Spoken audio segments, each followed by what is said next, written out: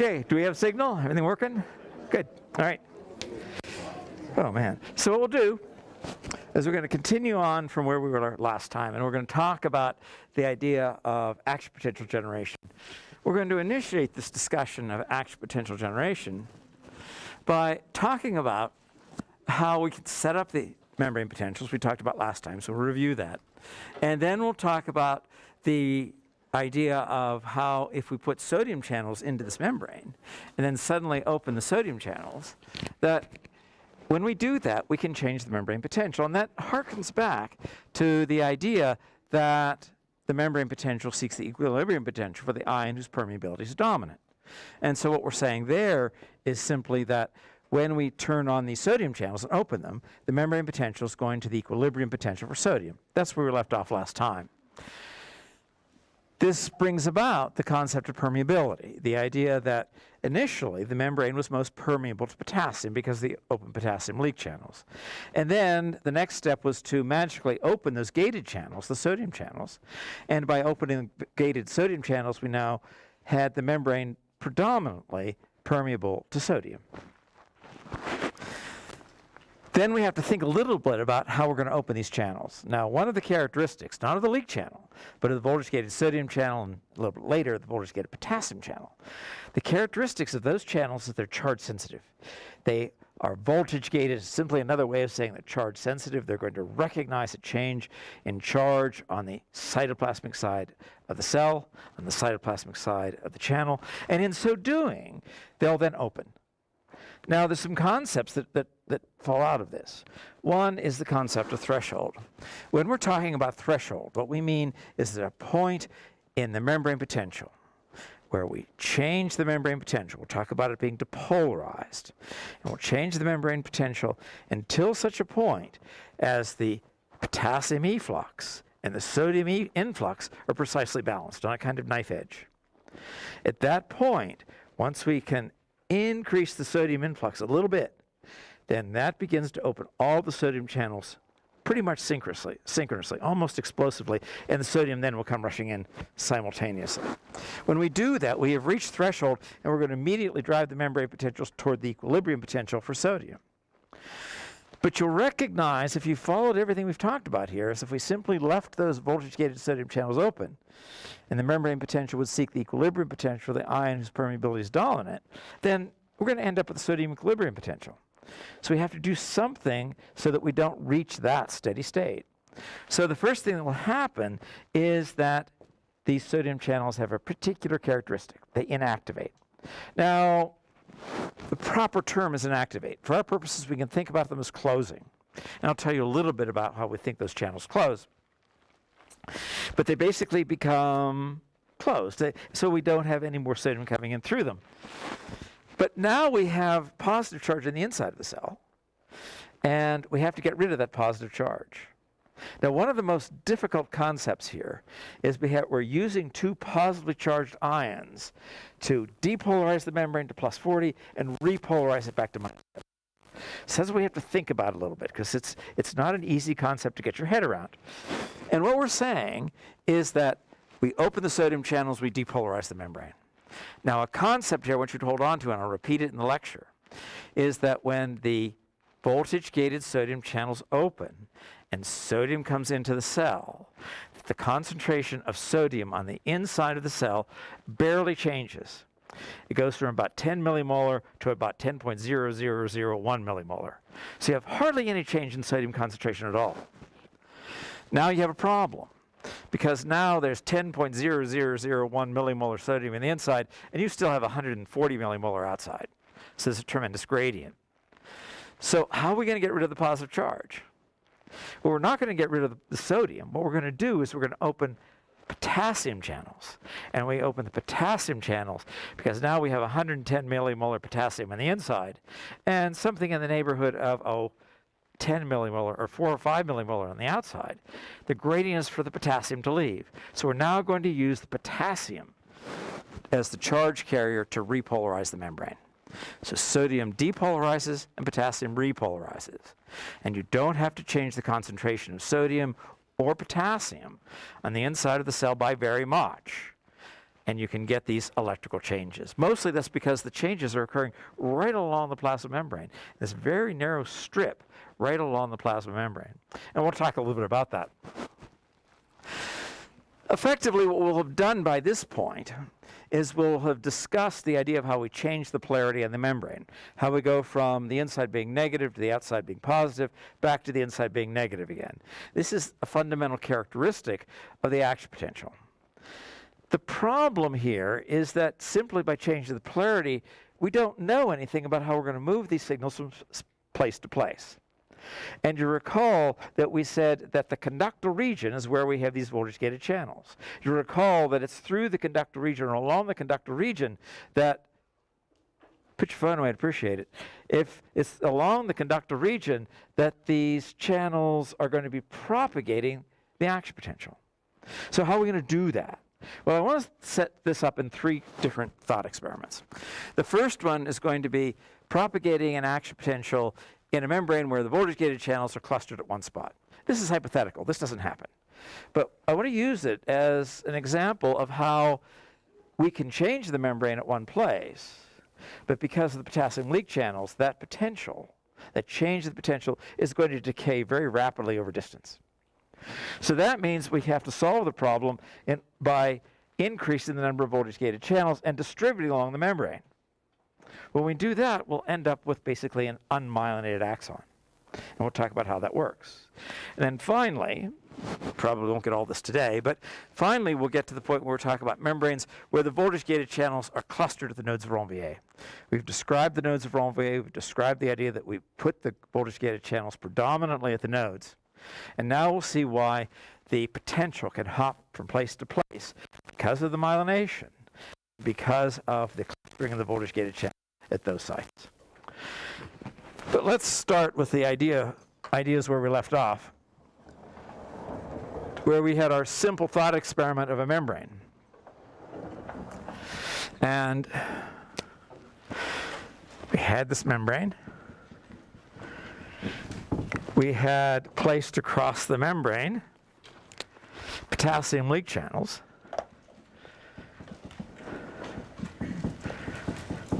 So I'll label these as the potassium leak. And we had said that we're going to put, and I'll give you biological numbers here, we're going to put in the inside about 110 millimolar potassium ions. And on the outside, we're going to put about 4 to 5 millimolar potassium ions. We also said that in addition to the potassium, there were a whole bunch of these negative anions. These large, impermeant negative anions, they couldn't move. They couldn't go across the membrane. And so the idea was that as the potassium started to move down its concentration gradient, it didn't take very long. Not very many ions have to move before that movement is held in check by the opposite charge on the anions. And we talked about that in terms of the equilibrium potential. We set up the concept of EK equals RT over ZF times the natural log of the potassium concentration on the outside divided by the potassium concentration on the inside. And the fundamental idea there was it was a log of the ratio of the potassium concentrations. And when we did that at room temperature, or if we applied it the biological terms, we get EK in the neighborhood of about minus 70 millivolts. But that wasn't the only player in the game. There was another player in the game such that on the inside we had 10 millimolar sodium. And on the outside we had, about 140 millimolar sodium ions. So that's a whopping gradient. It's 14 times as much sodium on the outside as the inside. And so the sodium is going to try to come down its concentration gradient. But the reason it doesn't simply rush into the cell is that these channels, shown in green, are the voltage-gated sodium channels. we said that the hallmark of the voltage-gated sodium channel is that it has a gate on it. Unlike the potassium leak channels, which are ungated, the voltage-gated sodium channels have this, you can think of it as a bar. And the sodium's trying to come down its concentration gradient, but it can't come in. And the reason it can't come in is that this bar is in the way. And so what would happen if we magically opened all those bars? We suddenly opened all this up. Well, now we have the gradient can come into play. We have 14 times as much sodium on the outside as on the inside. And we have, in addition, the negative charge on the anion, so there are two forces driving that sodium into the cell. So the sodium comes rushing in. And when the sodium comes rushing in, it provides positive charge. Just as there's an equilibrium potential for potassium, there's also an equilibrium potential for sodium. And that's equal again, RT over ZF times the natural log of the sodium concentration on the outside divided by the sodium concentration on the inside. When you work all this out in biological terms, you find that ENA is in the neighborhood of about plus 40 millivolts. This brings us back to the mantra. The membrane potential seeks the equilibrium potential of the ion whose permeability is dominant. Well, our term permeability here is nothing more than the number of open channels. So initially, when we started out, when we had only the potassium leak channels, the dominant permeability is to potassium. But suddenly, when we open the sodium channels, we suddenly have all these sodium channels open, and there may be 1,000 times more sodium channels than potassium channels. Now, the dominant permeability is to sodium, so the membrane potential is going to seek plus 40 millivolts. We can graph that. We can say, oh, it's a terrible graph. We can put on the axis time, and on the ordinate we can put voltage. And we can start out at minus 70 millivolts. And that's stable. This is the resting membrane potential.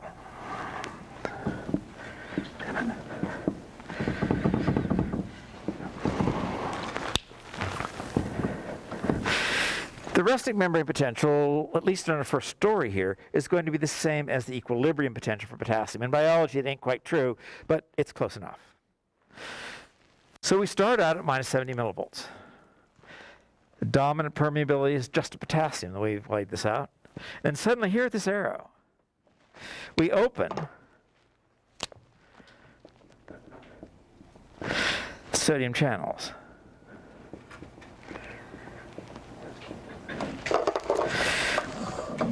Well, if we would imagine that all these sodium channels open at one time, and now the dominant permeability is to sodium, we can plot this and say the membrane potential is going to go up to about plus 40 millivolts. This is in the neighborhood of the equilibrium potential for sodium. Now, as long as these sodium channels are open, if we go back to this idea that these sodium channels are open, and they're like 1,000 or 10,000 times more open sodium channels than are open leak channels, the dominant permeability is to sodium, so the membrane potential is going to camp out here at about plus 40 millivolts. So what we've done so far is we've taken the membrane potential, taken from minus 70, and changed the polarity, so it's now positive. It's plus 40. But for this system to work, we have to generate these potentials over and over and over again. In a typical neuron, we may generate these one every 10 or 100 milliseconds. So we have to figure out a way to reset the system. So how do we reset the system? Well, simply put, we could reset the system by simply closing the sodium channels.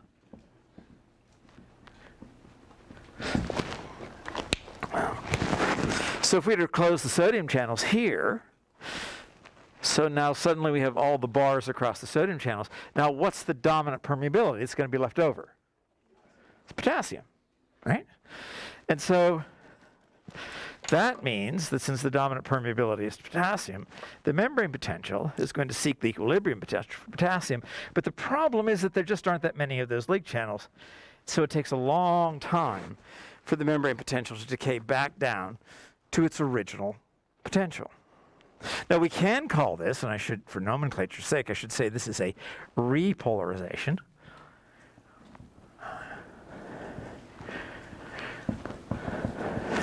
And this, in green, is a depolarization.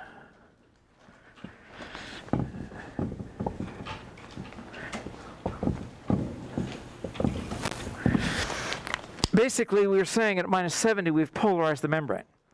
And by opening the sodium channels, we have depolarized it to +40. And then when we close the channels and subsequently allow the repolarization to occur by the potassium leak channels, we repolarize the membrane back down to rest. Yes? What do you mean by depolarization and repolarization? Depolarization is when you depolarize the membrane and make it more positive. Repolarization is when you polarize it back down to its resting membrane potential. Yes? So you close the sodium channel, does the sodium go back to the outside, or just like because I really like what I'm thinking is like there's like a lot of sodium inside, but how does it leave? Okay, here's your question. The question is, where does the damn sodium go? Yeah. And the answer is, it doesn't need to go anywhere. Hold on to the thought. I'll explain it. And if it's not clear, ask again, because this is an important point. Okay? So we've gotten to the point where we've opened the sodium channels, we've closed them. A better term here is inactivate. This is a subtlety. It's one of these things that the biophysicists get sort of exercised about. But the idea is that if we take one of these sodium channels,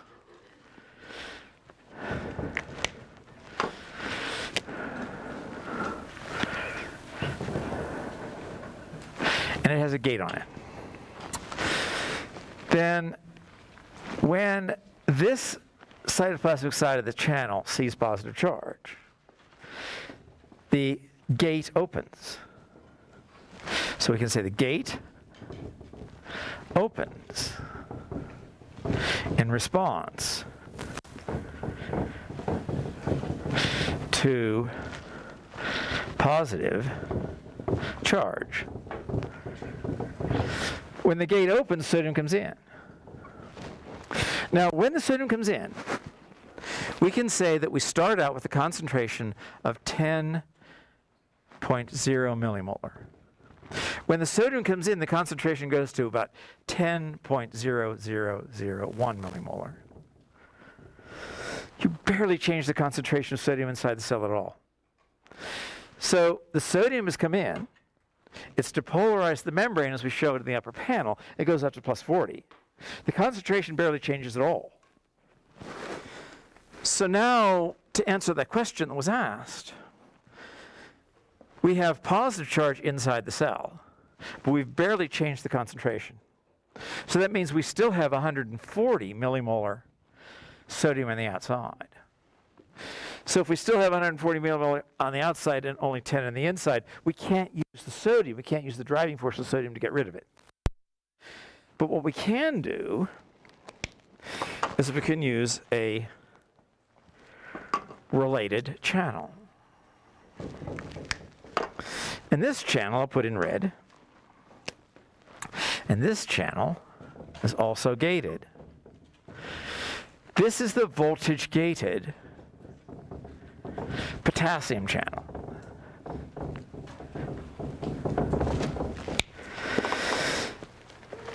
Now, one of the main differences between this green voltage-gated sodium channel and this red voltage-gated potassium channel is that this channel opens rapidly.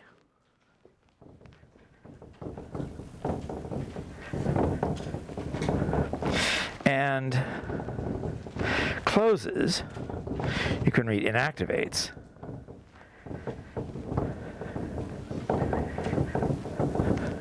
Quickly. Within about a millisecond. At that point, we have all this positive charge, all this positive sodium charge inside the cell.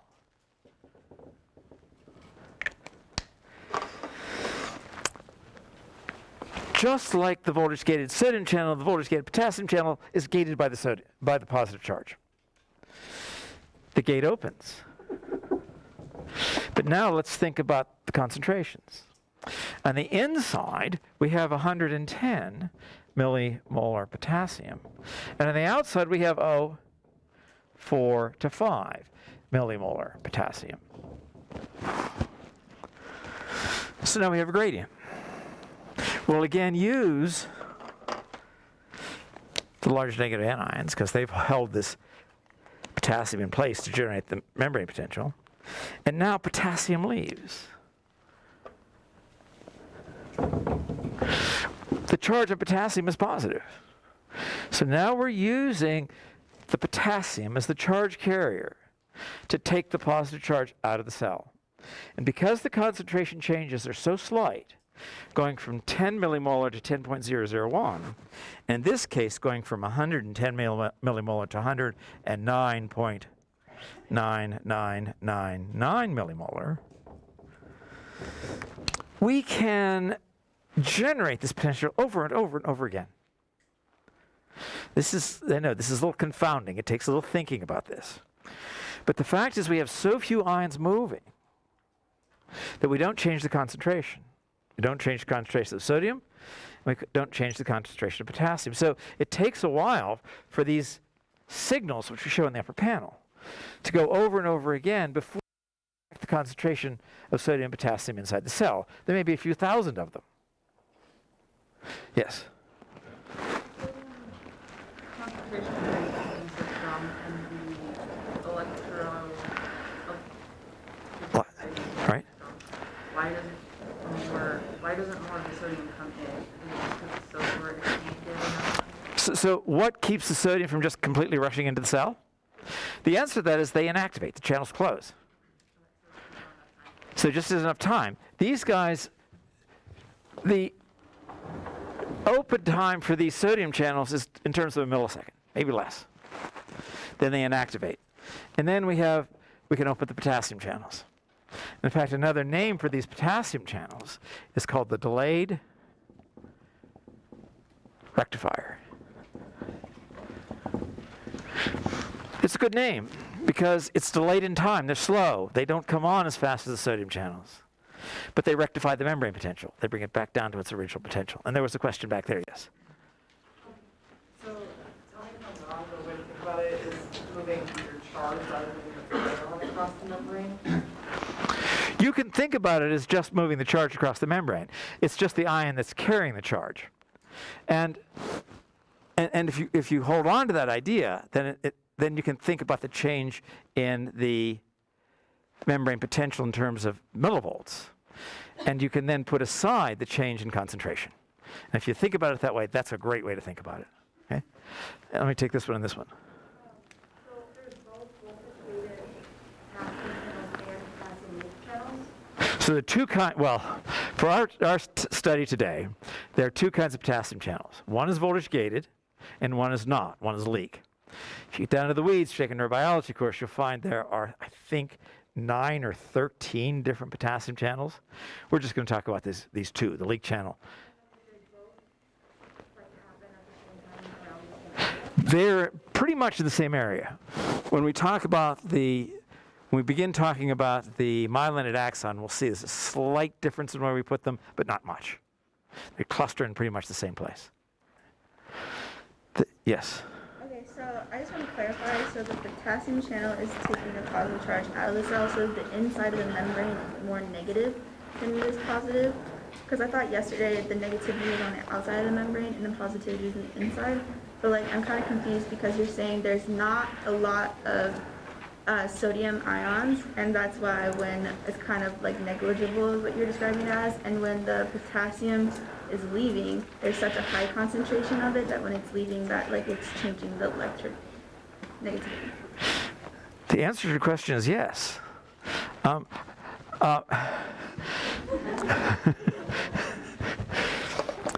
So we have this differential in potassium. You're okay with that? We have a differential in sodium. Okay. At rest, we have these large negative anions holding back the potassium so they don't all just run down the concentration gradient through the leak channels. Okay with that? Then we invoke a new set of channels. These are the sodium channels. They're selective for sodium. They're only going to carry sodium. But now we have made this arrangement. Now we'll see how this happens over the long term a little later. But we've made the arrangement where we have 140 millimolar sodium on the outside and only about 10 on the inside. Okay? So now there's a gradient for sodium. If these channels weren't gated, if they didn't have a block in them, the sodium would simply rush in. But we have a control mechanism here. We can control that gate. We're going to control it by putting in positive charge. And so now when we open the gate and we have maybe 100 or 1,000 times more of these open sodium channels than we have open potassium channels, under those circumstances, now the predominant permeability is to sodium. We're headed toward the sodium equilibrium potential because sodium is rushing in and providing positive charge. Okay? That's where we are up here. But the sodium channels, unlike the potassium leak channels, not only are they gated, but they also inactivate. So they close. They close really quickly. If it helps, there's a model. It's not quite accurate, but it's a nice model where hanging down from the cytoplasmic side of the membrane, there's this structure, sometimes known as the ball and chain.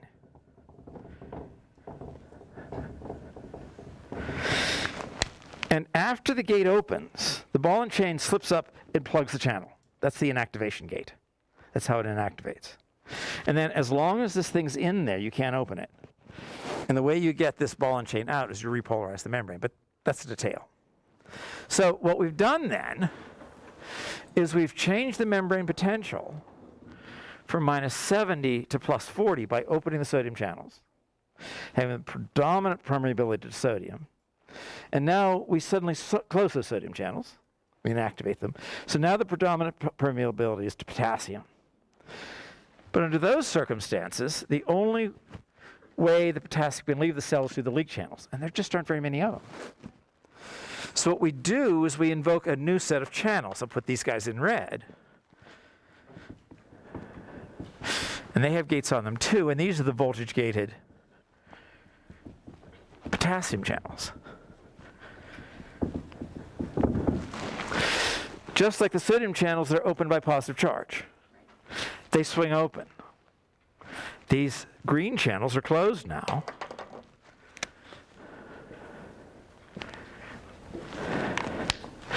The green channels are closed, but the red potassium channels are open. We still have this tremendous gradient, 110 millimolar potassium on the inside, 10 millimolar on the outside, or 4 millimolar on the outside. Potassium flows out. So now we've lost the positive charge. And the membrane potential seeks the equilibrium potential. The ion whose permeability is dominant. We're driving it back down toward the equilibrium potential of potassium. Okay? Does that all follow? You said all those things. So at the beginning, that just real quick, that potassium is what is bringing that positive charge to open those Na plus channels that are gated. No, it's sodium. I'll come to that. I can see. We're going to we just magically open those channels, and in a moment here I'm going to tell you that they are charge sensitive, and we're going to put positive charge in there. There are a number of ways we can do that. We can do it artificially by injecting ions, or if we dry the pineapple neuron, we can talk about the interface between the ligand-gated channels in the input region and the voltage-gated channels in the conductor region. And you had a question? Oh, I was just going to clarify that it doesn't really matter what the ion is, but we're just moving the charge. Like, because it's sodium, like because at first I was confused that why we're bringing sodium in, but potassium leaving. And we're just moving the charge in that case because potassium can leave. So it can't. So it will leave because it wants the charge more than it wants the. It wants its concentration gradient. It just goes down to concentration gradient. It happens to be positively charged, so it carries positive charge out. Right. You're absolutely right. It's the charge we're interested in. Yes. Well, I'll take you and then that one vendor. This will be a cycle, and let me draw that in a moment. And you had a question? Yeah, so just again, just to clarify, it's more about like the charge, so like the amount of charge in the membrane versus outside the membrane. It's gonna be like, it's gonna make it like negative versus positive. It is the charge which is going to determine whether it's negative or positive. Exactly. Yeah. Oh. Yeah. Go ahead. Go ahead. Is it the sodium potassium pump that keeps? Let me give me a moment. I'll come to that. Okay. And yes.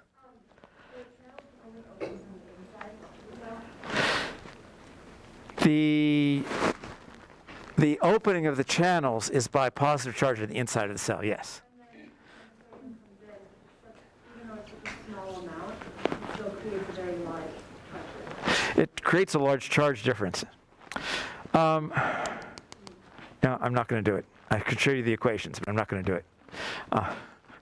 If you want to see the equations, we can talk about it. And there is a place in extra information on the homepage that talks about this, and it works through the mathematics of the amount of charge that has to come in to make this enormous change in charge and voltage without changing the membrane potential very much.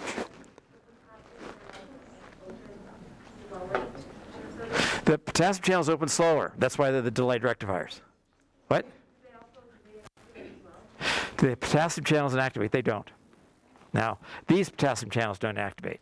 There are others that do, but let's leave that in the background.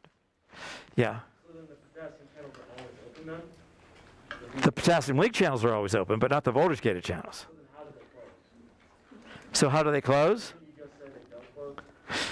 No, I didn't say they didn't close. I didn't say that.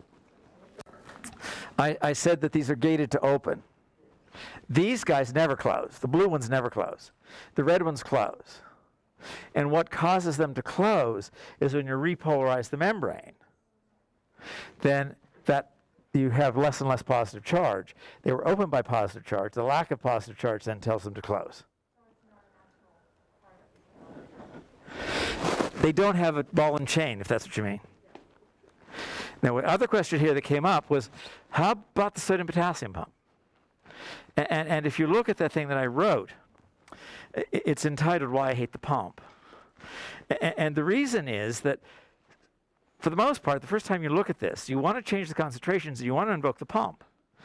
But we can poison the pump, and this will go on for hundreds or thousands of cycles, because all we need is the membrane potential. Now, you're right. If you, over time, change the concentration gradient, you're going to need the pump. You have to pump the sodium out, pump the sodium out, pump the potassium back in.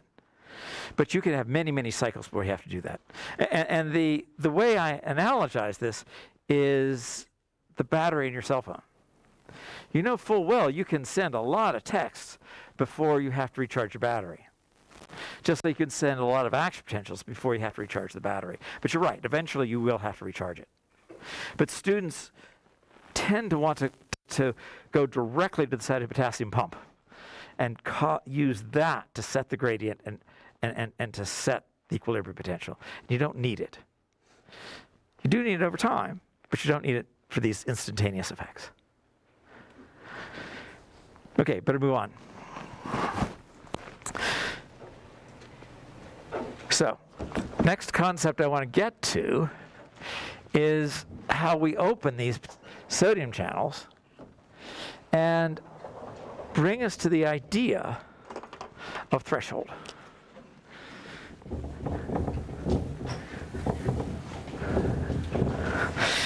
I'm going to define threshold and then try to explain what it means. Threshold is defined as the voltage where sodium influx through voltage-gated sodium channels is balanced by the efflux of potassium through potassium leak channels.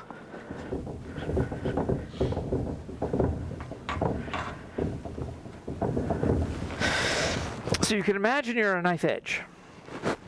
You're sitting on a knife edge where some sodium's coming in, some potassium's going out. And then suddenly you exceed threshold.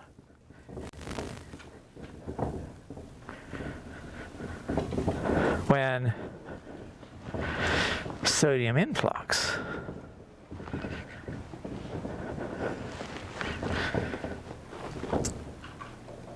is greater than potassium efflux. So if you imagine this as a membrane potential, we can draw this. We start out at minus 70 or so. We depolarize the membrane. And there's a magical point up here. Now, I'll give it a voltage, but it doesn't always have to be the same voltage. It depends on a lot of factors. But we can say it's at minus 55 millivolts. So let's say in one way or another we add a little bit of positive charge. Either we inject positive charge or we have some sort of positive charge coming in, one way or another. And so we're lighting in little bits. And then when we reach this point of threshold, we're now at a balance point where the potassium leak channels, these blue channels in the upper panel, can, if we don't put any more if we don't put any more positive charge in, the potassium leak channels can carry the positive charge out and the membrane potential can return back to rest. We have not exceeded threshold. But if we do this experiment again and we add a little bit of positive charge at a time, and we come to threshold, and now at this point we just get above threshold. We add enough sodium ions that we're above threshold. That at this point, all voltage-gated sodium channels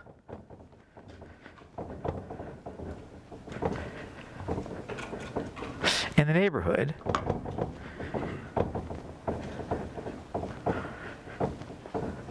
open nearly simultaneously.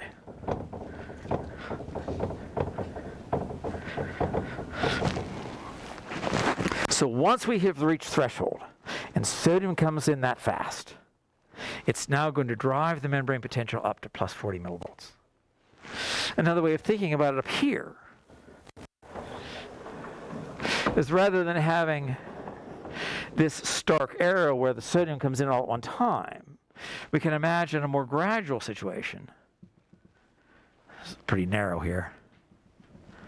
Where we add positive charge, it reaches threshold, then the voltage-gated sodium channels are opening throughout this because they're positively charged.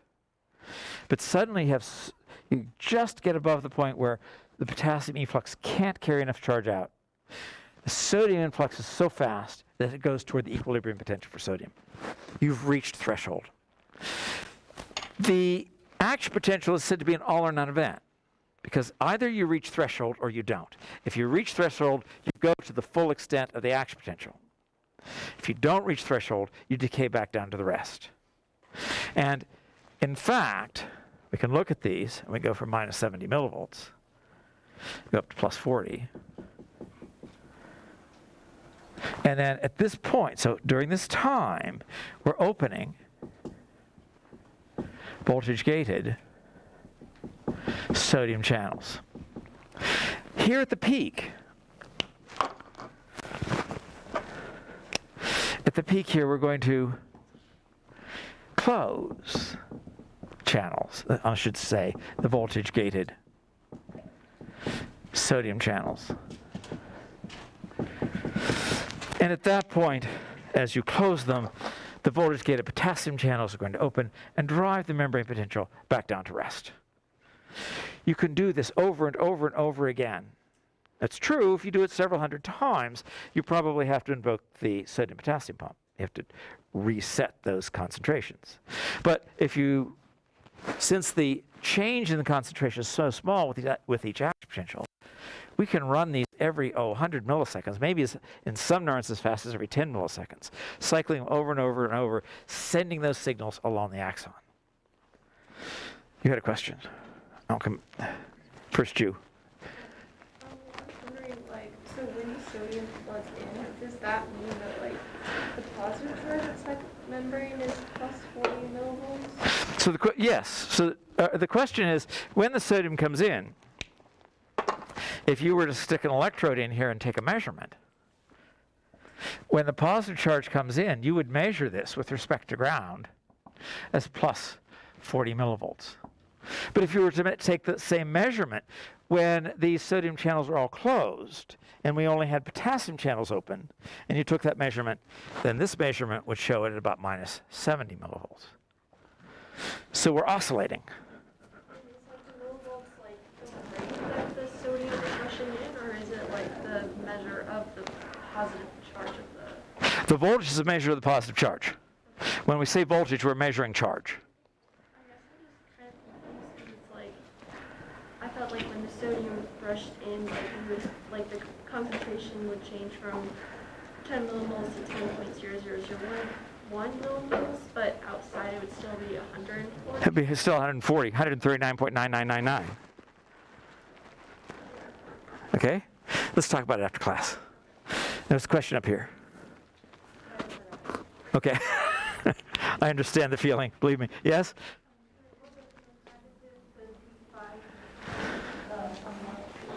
Say that again. How do you get the negative 55? Oh, how do I? So, okay. So the way I set this up is I said that this negative 55, I defined this as threshold. It depends on a combination of factors. Some of them some of those factors have to do with how fast the sodium channels are opening and the sensitivity of the sodium channels. And they may change, that may vary, and how fast the positive charge is coming in. I've set it at 55. I'm always reluctant to set it as 55 because students love numbers and they're going to glom onto that number.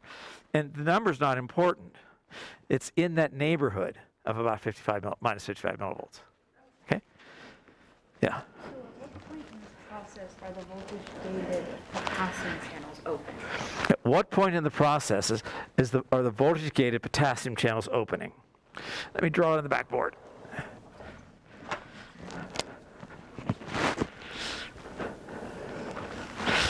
So we start out at minus 70 millivolts. Okay with that? It's stable. Then we begin to open some channels. We provide positive charge. We reach threshold at minus 55. At this point, we've exceeded threshold, and so now all the sodium channels open suddenly, all at the same time. Rise the membrane potential up to plus 40 millivolts. At this point, the sodium channels inactivate. It's not enough just to inactivate the sodium channels. It's that point that the voltage-gated potassium channels open. These are the delayed rectifiers. They open in response to positive charge, but they're slow. They're lumbering. They take a long time. And so it's not until the action potential has reached its peak that the potassium channels open and repolarize the membrane. Okay? So any other questions? So what we have done now is we've generated this action potential, but the question always arises here is where does the positive charge come from in a biological situation to generate that depolarization? Well, we'll start here with this idea of one of these pineapple neurons.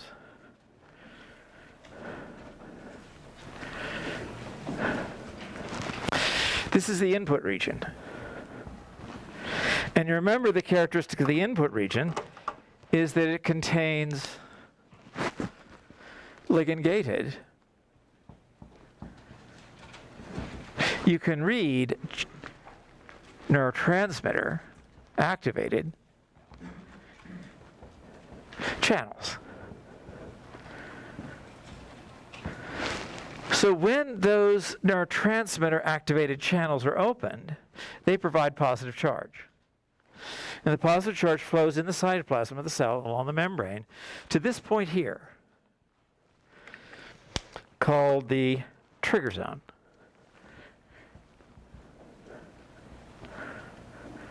And it's this point, the trigger zone, where we have a cluster of sodium, I should say voltage gated sodium channels, and their counterpart, the voltage gated potassium channels.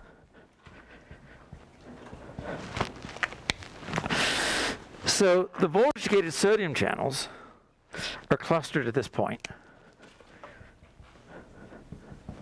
along with the red voltage gated potassium channels.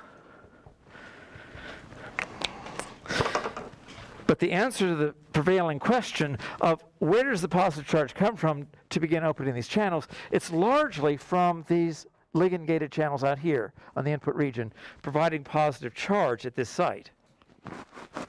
And if we get enough positive charge at this site, accumulated from many, many open ligand-gated channels, then that positive charge is enough to bring the membrane potential to threshold, fire an action potential, and propagate the action potential in that direction down the conductal region. That's where the charge is coming from. What we'll do next time, we'll talk about how we can propagate those potentials.